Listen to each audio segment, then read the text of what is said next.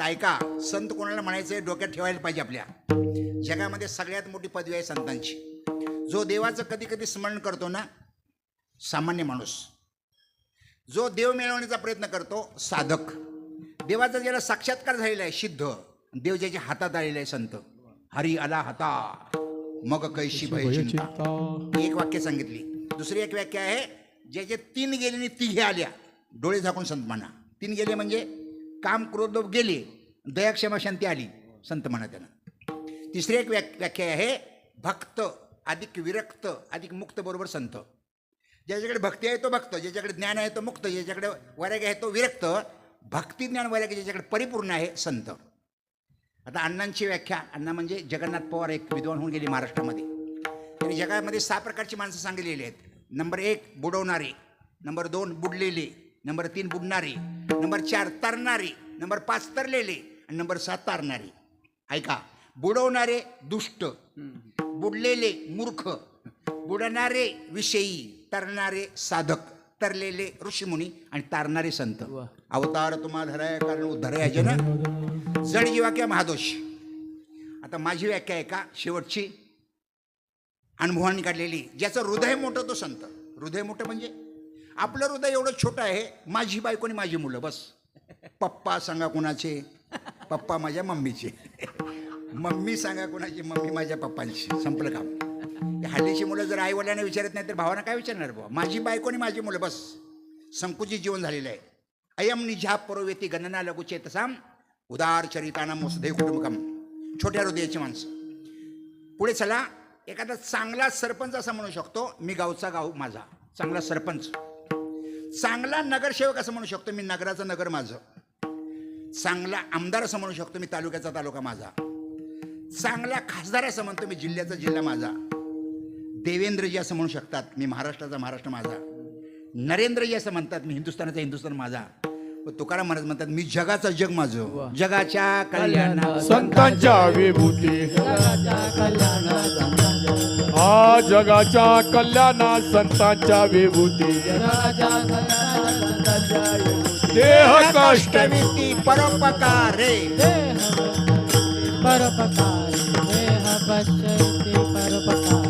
जगाच्या कल्याण संतांच्या विभूती. जगाच्या कल्याण संतांच्या विभूती. जगाच्या कल्याण संतांच्या विभूती. जगाच्या कल्याण संतांच्या विभूती.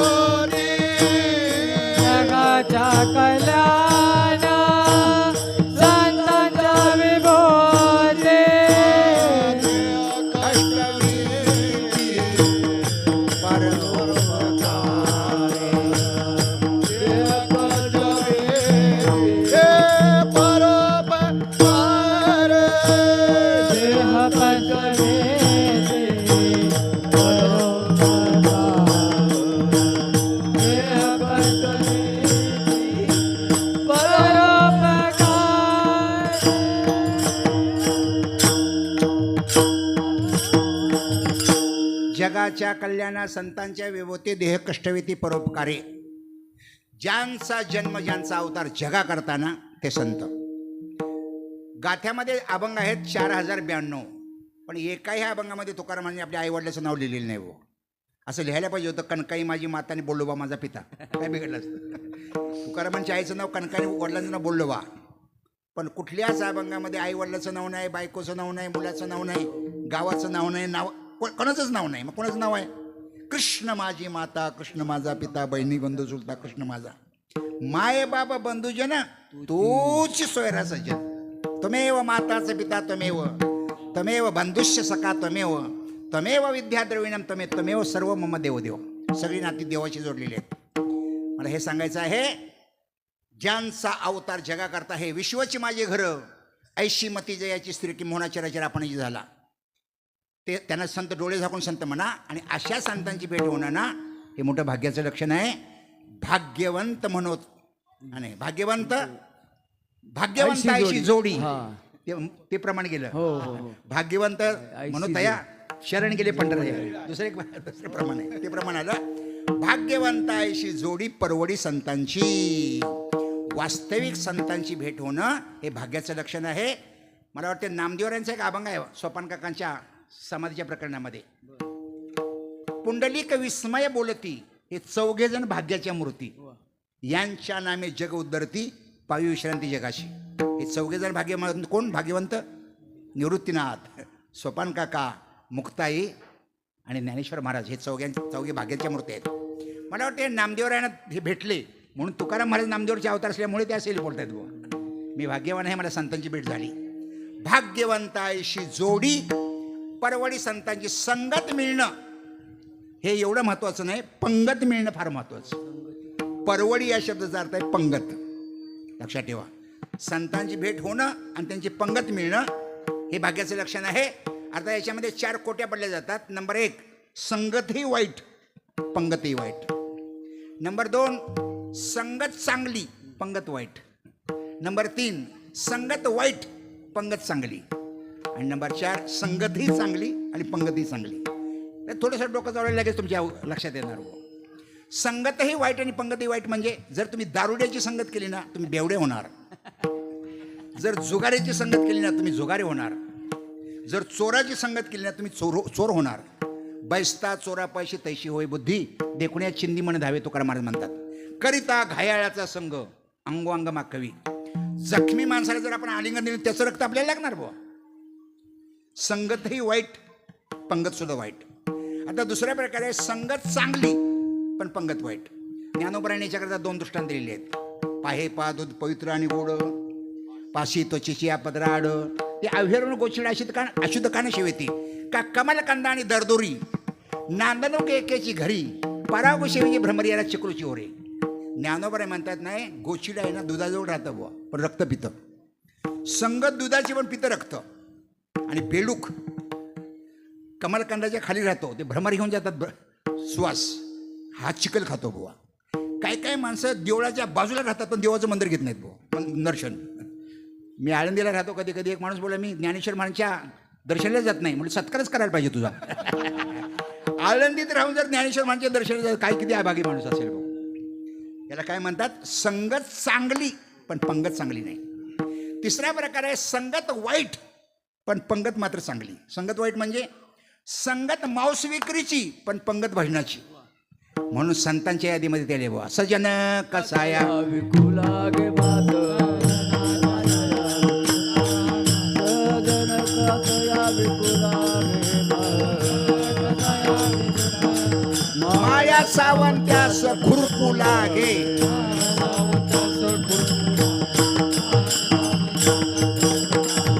सजन कसाया विकुला गे मात, सजन कसाया विकुला गे मात, सजन कसाया विकुला गे मात, विकुला गे मात, माळ्या सावत्यास खुरपुला गे, माळ्या सावत्यास खुरपुला गे, माया सावत्यास खुरपुला गे, माया सावत्यास खुरपुला गे. सजन कसाया विकू लागे, मांस माळ्या सावंत्यास खुरपू लागे. हे सजन कसायने संतांच्या यादीमध्ये आला. काय करत होता तो? मांस विक्री करत होता. म्हणजे बकरी वगैरे मारत नव्हता, फक्त मांस आणणार आणि विकणार, हत्या करणार नाही. आणि मांस विकता भजन करणार. तुम्हाला आश्चर्य वाटेल, त्याच्या धंद्यामध्ये तोटा होऊ नये म्हणून देव त्याचं वजन झाला होता. 4 आण्याचं मागितलं मांस ना, बरोबर 4 आण्याचं देव वजन होणार. 8 आण्याचं मागितलं की बरोबर 8 आण्याचं होणार. रुपयाचं मागितलं बरोबर रुपये होणार. त्याच्या धंद्यामध्ये खोट नको म्हणून, तोटा नको म्हणून. आणि अशा प्रकारे भजन केलं आणि तो संतांच्या यादीमध्ये आला. धर्मव्याध नावाचा जो खाटीक होता ना, तो असाच होता धर्मव्याध. कथा लिहिली आहे महाभारतामध्ये. बुध कौशिक नावाचा ब्राह्मण आई वडिलांचा त्याग करून तपश्चर्याला गेला होता. बुध कौशिक ब्राह्मण. आणि त्याने 12 वर्ष तपश्चर्या केली आणि तपश्चर्यातून परत घरी निघाला. आई वडील घरीच होते. तेव्हा नाश्ता करत होता एकदा जंगलामध्ये तो. आणि नाश्ता करता करता वर बगडी होती, ती बगडीने खाली विष्ट टाकली आणि बरोबर नाश्त्यातच पडली. त्यानं रागाने असं बघितलं बुवा वर, आणि रागाने बघितल्यावर बगळी जळून खाक झाली बुवा. त्याला नाश्त्याचं काय दुःख झालं नाही, पण हे अभिमान झाला की माझ्यामध्ये आता पावर आलेले, बगळी जळून खाक झाली. तपश्चर्येमध्ये काय आहे ते पावर आलेले, शक्ती आलेले. अर्थात दुसऱ्या दिवशी तो भिक्षा मागण्याकरता गेला. एका दारावर भिक्षा मागितली, पण ती बाई कामात होती. भिक्षा मागता मागता तिचा नवरा आला, आणि नवरा आल्याबरोबर तो आत गेला. हा तिथेच उभा राहिला बुवा. बुध कौशिक ब्राह्मण तपश्चर्या कोण आलेला. आता तिने लगेच नवऱ्याला पाणी दिलं, कॉफी करून दिली, त्याची सगळी सोय केली, आणि मग मधुकरी घेऊन बाहेर आली. तोपर्यंत उभाच होता बुवा कौशिक ब्राह्मण. त्या कौशिक ब्राह्मणाने रागाने बघितलं, किती वेळ उभा, काय आहे की नाही. ती बोलली, मी काय जळून खाक व्हायला बगळी नाही. असं म्हटल्यानंतर तो आश्चर्यचकित झाला बुवा. म्हणजे माझ्या क्रोधाने बगळी जळली, तुम्हाला कसं काय कळलं. ती म्हणजे मी पतिव्रता आहे, पतीची या मता अनुसरणी पतिव्रता अनायाशी आत्महत्या भेटेच ती. मी सगळ्या प्रकारे नवऱ्याची सेवा करते, त्यामुळे देव माझ्या ताब्यात झालेला आहे, म्हणजे माझ्याकडे शक्ती निर्माण झालेली आहे. आणि हे तुम्हाला ज्ञान पाहिजे असेल ना, धर्मवेद नावाचा खाटीक त्याला भेटा, खाटकाला भेटायला सांगितलं भाऊ. आणि बुध कौशिक आहे ना, तो खाटकाला भेटायला गेला. तो खाटीक धर्मवेद मांस विक्री करत होता. त्याने बघितलं आपल्याला माणूस भेटायला आलाय. पण त्याने काय केलं, रांग सगळी संपल्यानंतर त्याने बोलवलं. म्हणजे या इकडं, म्हणजे तुम्ही त्या बाईकडून आलेले आहे, जी तुम्हाला बोलली ना मी काय बगडी नाही जळून खाकवायला. म्हणजे माझ्याकडे पाठवलं का माहिती आहे का तुम्हाला.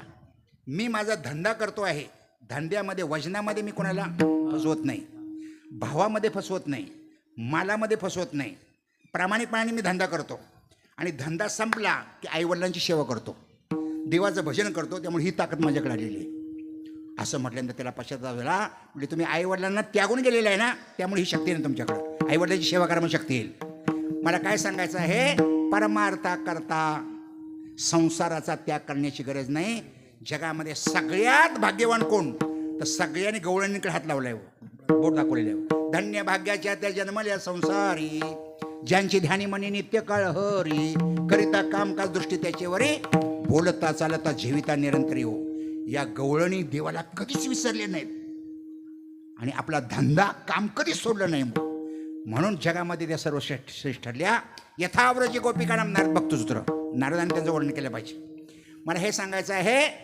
तिसरा प्रकार आपण सांगत होतो, संगत वाईट पण पंगत मात्र चांगली. आणि शेवटचा प्रकार आहे, संगतही चांगली आणि पंगत सुद्धा चांगली. तुका म्हणे सर्व, तुका म्हणे सर्व सुख त्या संगती,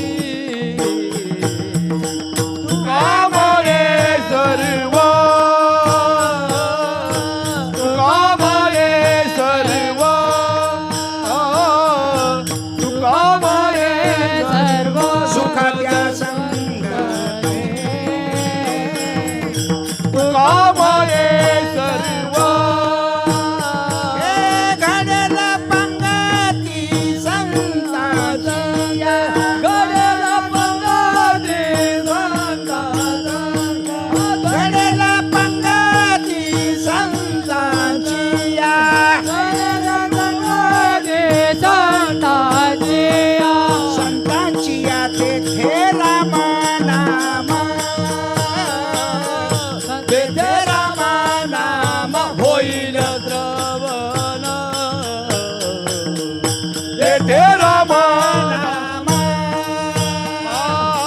तेथे राम नाम, तेथे राम नाम, तेथे राम नाम.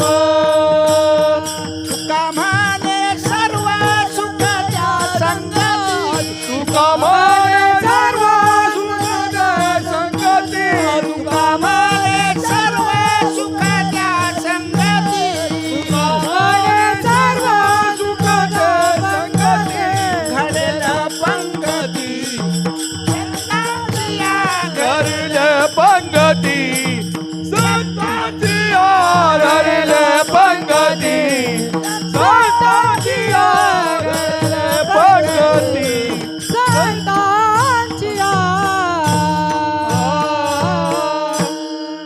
म्हणे सर्व सुख त्या संगती घडेल पंगती संतांची या ब्रह्मरस करू भोजन पंगती संतांचे संगती सर्व काळ. हे सर्व सुख म्हणजे ब्रह्मसुख. सुखाचे 3 प्रकार आहेत. नंबर 1 विषय सुख, नंबर 2 ब्रह्मसुख, नंबर 3 प्रेमसुख. ऐका, जे कमी कमी कमी कमी होतं ना ते विषय सुख, जे तसंच राहतं ना त्याला सर्व सुख किंवा ब्रह्मसुख म्हणतात, आणि जे वाढत राहतं ना त्याला प्रेमसुख म्हणतात. हे विषय सुख कसं